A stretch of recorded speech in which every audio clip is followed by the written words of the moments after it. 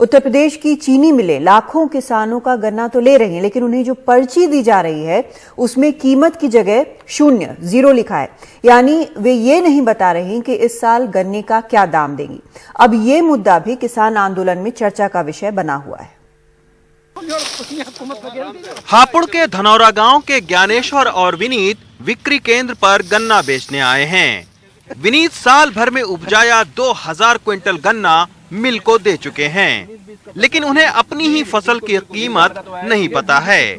गन्ना खरीदने वाली मिल की तरफ से इस तरह की जो पर्ची मिली है उसमें राज्य समर्थित मूल्य की जगह 00 लिखा है। 2019-20 की पर्ची मेरे हाथ में, इस पे लिखा हुआ है 316 रुपए क्विंटल हमारा गन्ना जाता है। इसमें 9 रुपए समथिंग कुछ किराए के करते हैं। और ये 2017-2020-21 की पर्ची है जिस पर 00 लिखा रहा है। हमें भय ये है कि हमारा गन्ने का मूल्य सरकार द्वारा घटाया जाएगा। हम किस रेट पे गन्ना डाल रहे हैं ये हमें अभी तक पता नहीं है। धनौरा गांव के ही ज्ञानेश्वर त्यागी को पिछले साल की गन्ना बिक्री के 1.5 लाख रुपए बकाया नहीं मिले हैं, जबकि राज्य सरकार का दावा है कि 95% किसानों को गन्ने का भुगतान हो चुका है। उनकी इस साल की पर्ची पर भी 0 लिखा है। आपके सामने मैं सबूत पेश कर रहा हूँ। ये मेरे पास पर्ची है, मोदी नगर शुगर मिल है हमारी, उसमें हमने पैराई सत्र 2019-20, अब तो पैराई सत्र 2020-21 चल रहा है।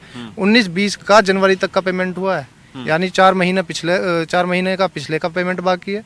लगभग हमारा 2 लाख रुपए उस पर पहला भी ड्यू है।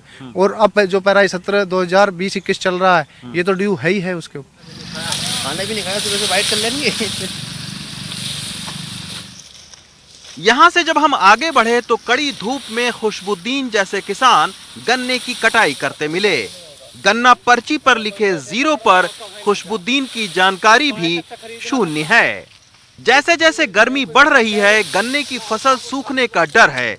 इसी के चलते 0 लिखी पर्ची मिलने के बावजूद खुशबुद्दीन किसी भी तरह अपने गन्ने को मिल तक पहुंचाना चाहते हैं।